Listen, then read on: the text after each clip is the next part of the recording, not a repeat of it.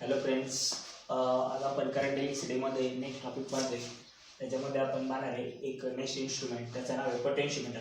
तर potentiometer basically potential difference calculate करण्यासाठी वापरलं जातं आणि याला आयडियल व्होल्टमीटर पण म्हटलं जातं, कारण ॲक्युरेट व्होल्टमीटरचे रिडिंग याच्याद्वारे आपण घेतो. पण हे पोर्टेबल डिव्हाइस नाही, कारण खूप मोठं इन्स्ट्रुमेंट असतं. आता basically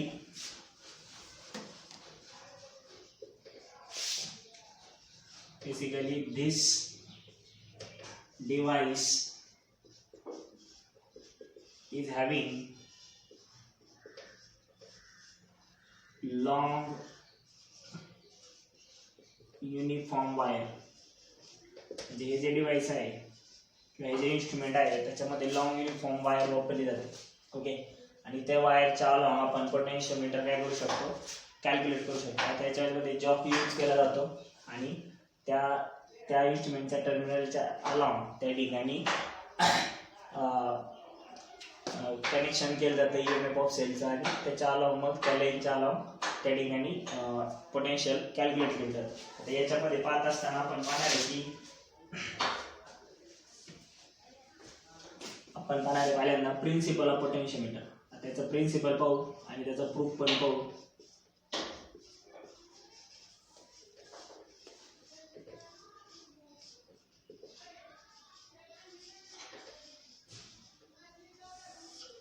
The principle of potentiometer काय, when किंवा the potential difference between any two terminal of wire is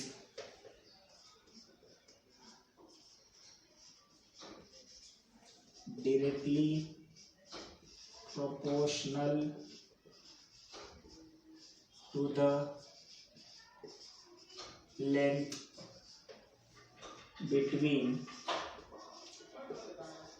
that two terminals. म्हणजे त्या दोन टर्मिनलमध्ये जो पोटेन्शियल डिफरन्स आहे तो डायरेक्टली प्रोपोर्शनल असणार आहे त्याच्या अक्रॉसच्या लेंथला. ठीक आहे, आता हा प्रूफ आपल्याला पाहायचा आहे. पाहत असताना पहिल्यांदा जर आपण एक या पद्धतीचा पोटेन्शियोमीटर घेतला, ही वायर असेल या पॉईंटपर्यंत, ह्या पॉईंटपासून AB लेंथ असेल त्या वायरची दोन पॉईंटमध्ये. ठीक आहे, त्याच्या अक्रॉस आपण काय कनेक्ट केलं, बॅटरी कनेक्ट केली, स्विच ऑन ऑफ करण्यासाठी प्लग की, आणि ॲडजस्टमेंटसाठी आपण रिओस्टॅट कनेक्ट केलेलं आहे. सगळे डिव्हाइसेस तुम्हाला माहिती आहे. ओके, बॅटरीचं प्लस मायनस साईन. ठीक आहे, आणि मग ह्या AB टर्मिनलमध्ये येणारी जी लेंथ आहे आणि त्याच्यामध्ये जे पोटेन्शियल डिफरन्स आहे ते एकमेकाला काय राहणार आहे, प्रपोर्शनल राहणार आहे. अकॉर्डिंग टू ओम्स लॉ जर आपण पाहिलं, VAB इज इक्वल टू काय असतं, IR असणार आहे. ठीक आहे, आणि according to Ohm's law for open circuit आपण काल पाहिलं होतं, I इज इक्वल टू काय येणार आहे, E म्हणजे हा पोटेन्शियल. आणि जर वायरचा आणि याचा इंटरनल रेजिस्टन्स स्मॉल r असेल आणि वायरचा रेजिस्टन्स जर R असेल, तर त्यावेळेस I इज इक्वल टू काय येणार आहे, E upon R plus R. Okay, तर या पद्धतीने आपण पाहिलेले आहे का. ठीक आहे, याला इक्वेशन आपण फर्स्ट म्हणू. आता हे दोन इक्वेशन कम्पेअर केले तर VAB इज इक्वल टू काय येणार आहे, I ची किंमत पुट करू, ER upon R plus R या पद्धतीने येणार आहे. आता आपण काय केलं, या ठिकाणी एक एनी पॉईंट कन्सिडर केला, कोणताही पॉईंट कन्सिडर केला की हा एक C पॉईंट कन्सिडर केला सपोज इथे. तर या AC पॉईंट मध्ये येणारी लेंथ जर L असेल, ठीक आहे, तर ती आणि ही टोटल लेंथ जर कॅपिटल L असेल. आता आपण काय केलं,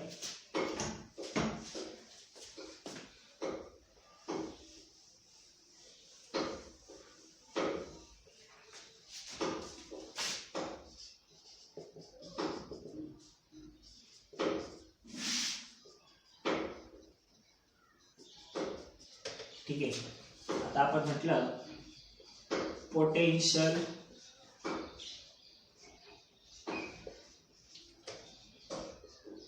per unit length, potential per unit length जर घेतलं तर VAB upon L, potential per unit length म्हटले आपण. जर टोटल लेंथ AB च्या अक्रॉस जर आपण एल घेतली, टोटल लेंथ ह्या वायरची, तर VAB upon L is equal to काय, epsilon R upon L R plus R. आणि यालाच काय म्हटलं जातं, पोटेन्शियल ग्रेडियंट. तुम्हाला माहितीच आहे, जर एखाद्या क्वांटिटीला एल ने डिवाइड केलं तर आपण त्याला ग्रेडियंट म्हणतो. मग याला काय म्हणणार आपण, पोटेन्शियल ग्रेडियंट. जसं आपण पाहिले displacement gradient, velocity gradient, pressure gradient. व्हेलॉसिटीला लेंथने डिवाइड केलं की डिस्प्लेसमेंट ग्रेडियंट, व्हेलॉसिटी ग्रेडियंट. या पद्धतीने इथे काही नाही, पोटेन्शियल ग्रेडियंट आणि ते केने नोट केलं जातं.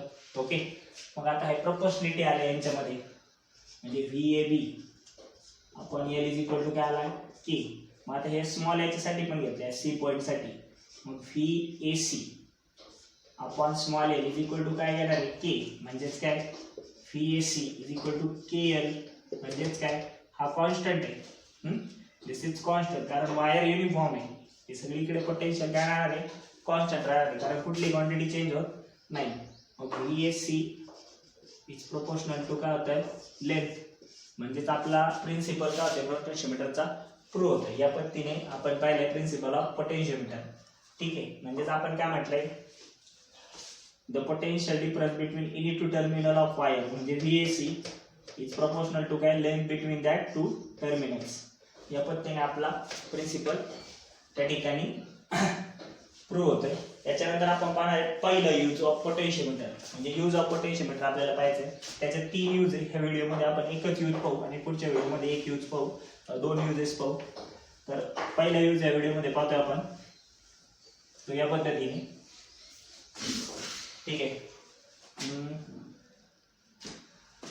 जर आपण एक फर्स्ट युजेस ऑफ पोटेन्शियोमीटर म्हणूया. Uses of potentiometer. Uses of potentiometer कसं असताना, फर्स्ट यूज काय असणार या ठिकाणी, टू कंपेअर द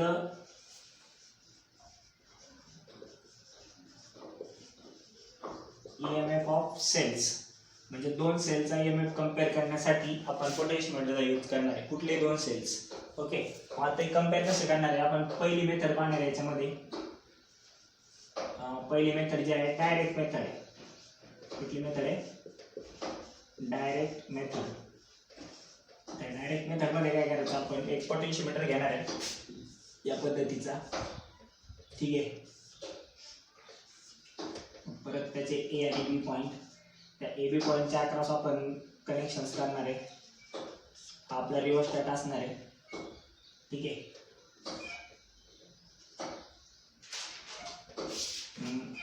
इथे आपली प्लग की, इथे आपला सेल E, आणि या पद्धतीने आपले कनेक्शन झाले. ठीक आहे, त्याच्यानंतर आपण जे 2 सेल कंपेअर करायचे ते A टर्मिनलच्या अक्रॉस कनेक्ट करणार आहे या पद्धतीने. इथे पहिला सेल असेल आपला प्लस मायनस, इथे दुसरा असेल हा प्लस मायनस. याला E1 म्हणूया, याला E2 म्हणूया. याची प्लग की असेल K1, याची प्लग की असेल K2. आणि या दोन्हींच्या अक्रॉस आपण गॅल्व्हनोमीटर कनेक्ट करणार आहे. आणि गॅल्व्हनोमीटरच्या पॉझिटिव्हला याचं कनेक्शन येईल आणि निगेटिव्हला जॉकी किंवा स्लायडर टच केलेला असेल. जॉकी किंवा काय टच केला असेल, स्लायडर. आता इथे आपण 2 सेलचे रीडिंग घेणार आहोत. कशा पद्धतीने करणार आहे आपण ते व्यवस्थित पाहूया. या पॉईंटला आपण P म्हणू, याला P' म्हणू. आता याच्यात सर्व कनेक्शन्स आपण केले. इथे आपण नल पॉईंट मेथड यूज करणार आहे. वी यूज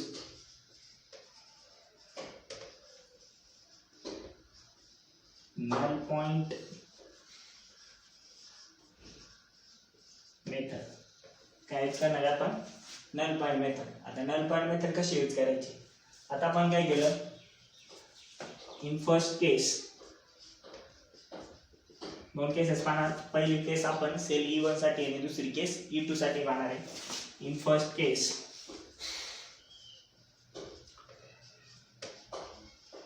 प्लग की K1 is kept closed and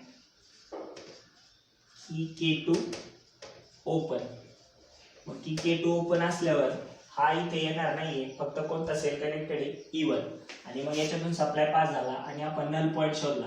मग एपी लेंथच्या अक्रॉस नल पॉईंट आलाय. कशाच्या अक्रॉस नल पॉईंट आलाय? एपी लेंथच्या. आणि त्या केसच्या वेळेस त्या लेंथच्या करस्पॉन्डन्स मध्ये कोणता सेल कनेक्टेड आहे E1. म्हणून मग तो पोटेन्शियल त्या लेंथला काय प्रोपोर्शनल, म्हणजेच आपला पोटेन्शियल ग्रेडियंटच्या फॉर्म्युल्यानुसार हे काय येईल, या ठिकाणी असं येईल E1 is equal to KL1. म्हणजे जी करस्पॉन्डन्स लेंथ आहे ती त्या ठिकाणी L1 आहे. म्हणजे AP इज इक्वल टू काय असणार आहे? L1. म्हणून ती कशाला प्रपोर्शनल आहे? E1, कारण त्याच्या अक्रॉस आपल्याला नल पॉईंट भेटला. त्याला आपण इक्वेशन काय म्हटलं? First. In second case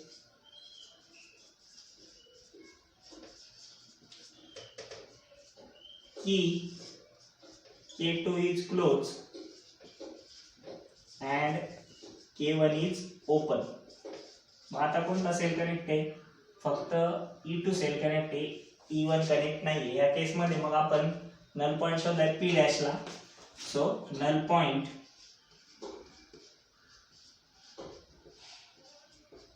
is obtained at P dash. Hence AP dash is equal to L2 and L2 is corresponds to cell E2. Hence E2 is equal to KL2. याला equation आपण काय म्हटलं? Second. Equation first आणि second जर आपण compare केले किंवा divide घेतलं एकमेकांचं, so from equation first and second जर आपण फर्स्टला सेकंडने डिवाइड केलं तर काही इकडे राईट हँड लेफ्ट हँड साईडला E1 बाय E2, राईटला येईल KL1 अपॉन KL2. म्हणजे के काय होईल? कॅन्सल होईल. म्हणजे E1 bye E2 is equal to काय?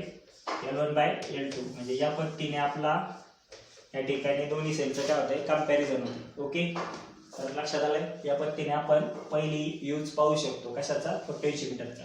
Okay, thank you.